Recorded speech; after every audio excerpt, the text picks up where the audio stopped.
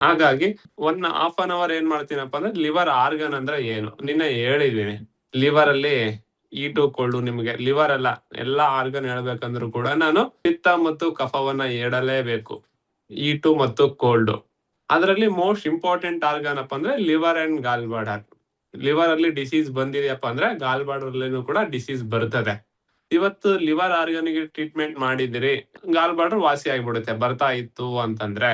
ಆದ್ರೆ liver organ ಅನ್ನ ನೀವೇನಾದ್ರೂ ನೆಗ್ಲೆಕ್ಟ್ ಮಾಡಿದ್ರಿ, ಲಿವರ್ ಆರ್ಗನ್ ಸಿಂಪ್ಟಮ್ಸ್ ಅನ್ನ ನೆಗ್ಲೆಕ್ಟ್ ಮಾಡಿದ್ರಪ್ಪ ಅಂದ್ರೆ ನಾಳೆ ಗಾಲ್ ಬ್ಲಾಡರ್ ಗೆ ತೊಂದರೆ ಆಗುತ್ತೆ. ಎನರ್ಜಿ ಲೆವೆಲ್ ಅಲ್ಲಿ ತೊಂದರೆ ಆಗಿರೋದು ಮುಂದೆ ಆರ್ಗನ್ ಲೆವೆಲ್ ಅಲ್ಲಿ ಕೂಡ ತೊಂದರೆ ಆಗುತ್ತೆ. ಹಾಗಾಗಿ ಮೊದ್ಲೇನೆ ನೋಡ್ಕೊಂಡು ಟ್ರೀಟ್ಮೆಂಟ್ ಕೊಡ್ಬೇಕಾಗತ್ತೆ. ಸರಿನಾ? ಓಕೆ.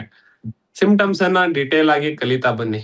ಇವತ್ತು ½ ಸಿಂಪ್ಟಮ್ಸ್ ಹೇಳ್ತೀನಲ್ವಾ, ಆ ಸಿಂಪ್ಟಮ್ಸ್ ಇಂಪಾರ್ಟೆಂಟ್. ಪ್ರತಿ ಒಂದು ಪಾಯಿಂಟ್ ಅನ್ನ ನೀವು ಮಾಡ್ಬೇಕಂದ್ರೆ ಮರ್ಮದಲ್ಲಿ ನಿಮ್ಗೆ ನಿನ್ನೆ ಹೇಳಿದ್ದೆ ಇಲ್ಲಿ ಪೋಯಿಗಾಯಿ ಕಾಳಂ ಅದು ನಾರ್ಮಲ್ ಮರ್ಮ.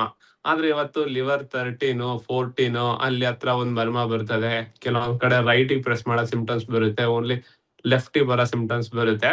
ಆ ಮರ್ಮ ನಿಮ್ಗೆ ನೋಟಿಫೈ ಮಾಡ್ಲಿಕ್ಕೆ ಈಸಿ ಇದೆ, ಆದ್ರೆ ಪ್ರೆಸ್ ಮಾಡ್ಬೇಕಾದ್ರೆ ಕನ್ಫ್ಯೂಸ್ ಬರುತ್ತದೆ.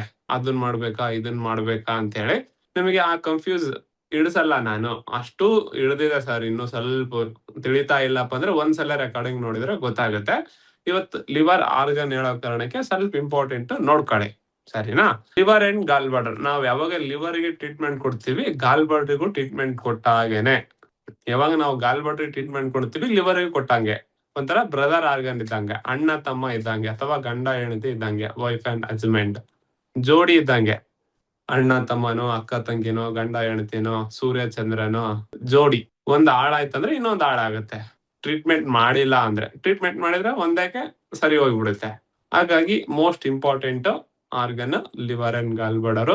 ಈ ಲಿವರು ಗಾಲ್ ಬ್ಲಾಡರ್ ನಮ್ಮ ದೇಹದಲ್ಲಿ ಚೀಯನ್ನ ಟ್ರಾನ್ಸ್ಫರ್ ಮಾಡ್ಲಿಕ್ಕೆ ಕೆಲಸ ಮಾಡುತ್ತೆ. ಚೀ ಅಂದ್ರೆ ಇಷ್ಟೇ ತಿಳ್ಕೊಂಡ್ಬಿಡಿ, ಸರ್ಕ್ಯುಲೇಷನ್ ಚಲನೆಯನ್ನ ಕ್ರಿಯೇಟ್ ಮಾಡ್ಲಿಕ್ಕೆ ಬಳಸ್ತೀವಿ. ನಿಮ್ಮ ದೇಹದಲ್ಲಿ ಚಲನೆ ಮೂವ್ಮೆಂಟ್ ಇಲ್ಲ ಅಂದ್ರೆ ಮೇನ್ ಲಿವರ್ ಆರ್ಗನ್ ಕಾರಣ. ಲಿವರ್ ಆರ್ಗನ್ ಒಂದೇ ಕಾರಣನಾ? ಅಲ್ಲ, ಬೇರೆ ಬೇರೆ ಆರ್ಗನ್ ಕಾರಣ ಆಗುತ್ತೆ. ಆದ್ರೆ ಲಿವರ್ ಆರ್ಗನ್ ಮೋಸ್ಟ್ ಇಂಪಾರ್ಟೆಂಟ್ ಚಲನೆಯನ್ನ ಕ್ರಿಯೇಟ್ ಮಾಡ್ಲಿಕ್ಕೆ. ಯಾಕಂದ್ರೆ ಇದು ವುಡ್ ಎಲಿಮೆಂಟ್ ಅನ್ನ ಗವರ್ನ್ ಮಾಡುತ್ತೆ. ಚಲನೆ ಇಲ್ಲ ನಿಮ್ಮ ದೇಹದಲ್ಲಿ ಅಂತಂದ್ರೆ ನೀವು ಲಿವರ್ ಗಾಲ್ ಬ್ಲಾಡರ್ ಟ್ರೀಟ್ಮೆಂಟ್ ಕೊಡಬೇಕಾಗುತ್ತೆ. ಕೆಲವೊಂದ್ಸಲ ಲಿವರ್ ಆರ್ಗನ್ ರಿಲೇಟೆಡ್ ಸಿಂಪ್ಟಮ್ಸ್ ಬರುತ್ತೆ, ಕೆಲವೊಂದ್ಸಲ ಗಾಲ್ ಬ್ಲಾಡರ್ ಆರ್ಗನ್ ರಿಲೇಟೆಡ್ ಸಿಂಪ್ಟಮ್ಸ್ ಬರುತ್ತೆ. GB ಸಿಂಪ್ಟಮ್ಸ್ ಹೇಳ್ತೀನಿ ನಿಮ್ಗೆ, ಲಿವರ್ ಸಿಂಪ್ಟಮ್ಸ್ ಹೇಳ್ತೀನಿ.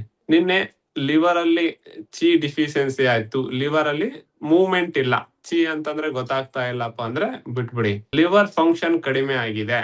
ಲಿವರ್ ಫಂಕ್ಷನ್ ಕಡಿಮೆ ಆಗಿದೆ ಅಪ್ಪ ಅಂದ್ರೆ ಫಾರ್ ಎಕ್ಸಾಂಪಲ್ ನಿಮ್ಗೆ ಜ್ವರ ಬಂದಿದೆಯಪ್ಪ, ನೆಗಡಿ ಬಂದಿದೆ, ಏನ್ ಮಾಡ್ಬಿಡ್ತೀರಿ, ಒಂದಿನ ಮಲ್ಕೊಂಡ್ ಬಿಡ್ತೀರಿ, ಏನು ಕೆಲ್ಸನೇ ಮಾಡೋದಿಲ್ಲ. ಅದೇ ತರ ಒಂದ್ 2-3 ದಿನ ಲಿವರ್ ರೆಸ್ಟ್ ಕೊಟ್ಬಿಡ್ತು ಅಂದ್ರೆ ನೀವ್ ಹಿಂಗೆ ರೆಸ್ಟ್ ಕೊಟ್ಟಾಗ ನಿಮ್ ಮನೆಯಲ್ಲಿ ಎಲ್ಲಾ ಕೆಲ್ಸಗಳು ಪೆಂಡಿಂಗ್ ಬಿಡ್ತಾವಲ್ವಾ, ವರ್ಕ್ ಗಳೆಲ್ಲ ಪೆಂಡಿಂಗ್ ಬಿಡ್ತಾವಲ್ವಾ. ಅದೇ ಲಿವರ್ ಫಂಕ್ಷನ್ ಮಾಡೋದ್ ಸ್ಟಾಪ್ ಮಾಡಿತು ಅಪ್ಪ ಅಂದ್ರೆ ಬೇರೆ ಆರ್ಗನ್ ಅಲ್ಲಿ ಫಂಕ್ಷನ್ ಕಡಿಮೆ ಆಗುತ್ತೆ, ವರ್ಕ್ ಲೋಡ್ ಜಾಸ್ತಿ ಆಗುತ್ತೆ. ಲಿವರ್ ಫಂಕ್ಷನ್, ಲಿವರ್ ಚಿ ಕಿಡ್ನಿ ಟ್ರಾನ್ಸ್ಫರ್ ಆಗಿಲ್ಲಪ್ಪ ಅಂದ್ರೆ ಕಿಡ್ನಿ ಫಂಕ್ಷನ್ ಲೋ ಆಗಕ್ ಸ್ಟಾರ್ಟ್ ಆಗುತ್ತೆ. ಲಿವರ್ ಚಿ ಲಂಗಿಗೆ ಹೋಗಿಲ್ಲಪ್ಪ ಅಂದ್ರೆ ಲಂಗ್ ಫಂಕ್ಷನ್ ಹಾಳಾಗಕ್ ಸ್ಟಾರ್ಟ್ ಆಗುತ್ತೆ.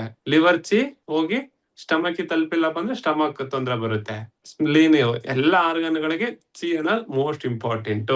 ಹೇಗೆ ಎಲ್ಲಾ ಆರ್ಗನ್ ಗೆ ಹೃದಯ ಅನ್ನೋದು ಎಷ್ಟು ಇಂಪಾರ್ಟೆಂಟ್, ಬ್ಲಡ್ ಗೆ, ಅದೇ ತರ ಎನರ್ಜಿ ಅವೆಲ್ಲಾ ಆರ್ಗನ್ ಗಳು ಬೆಸ್ಟ್ ಆಗಿ ಇರ್ಬೇಕಪ್ಪ ಅಂತಂದ್ರೆ ಲಿವರ್ ಅನ್ನೋದು ಮೋಸ್ಟ್ ಇಂಪಾರ್ಟೆಂಟ್. ಲಿವರ್ ಅನ್ನ ಸರಿಯಾಗಿ ಇಟ್ಕೋಬೇಕು ಅಪ್ಪ ಅಂದ್ರೆ ಫುಡ್ ಅಲ್ಲಿ ಆಯಿಲಿ ಫುಡ್ ಅನ್ನ ಅವಾಯ್ಡ್ ಮಾಡ್ಬೇಕು. ಆಯಿಲಿ ಅದು ಒಳ್ಳೆ ಆಯಿಲ್ ಅನ್ನ ತಿಂದ್ರೆ ಒಳ್ಳೇದು. ಅದು E2 ಮತ್ತು ಕೋಲ್ಡ್ ಇತ್ತಂದ್ರೆ ಆಯಿಲ್ ಅನ್ನ ಬದಲಾವಣೆಯನ್ನ ಮಾಡ್ಕೋಬೇಕು. ಪೂರ್ತಿ ಈಟ್ ಇತ್ತು ಲಿವರ್ ಅಪ್ಪ ಅಂದ್ರೆ you can use coconut oil, ಅಥವಾ ಈಟ್ ಇತ್ತಪ್ಪ ಅಂತಂದ್ರೆ ಈಟ್ ಇದ್ರೆ ಕೋಕೋನಟ್ ಆಯಿಲ್ ಬಳಸಿ, ಕೋಲ್ಡ್ ಇದ್ರೆ ಶೇಂಗಾದ ಎಣ್ಣೆ ಬಳಸಿ. ನಿಮ್ಮ ಪಿತ್ತವನ್ನ ರೈಸ್ ಮಾಡುತ್ತೆ. ಸರಿನಾ?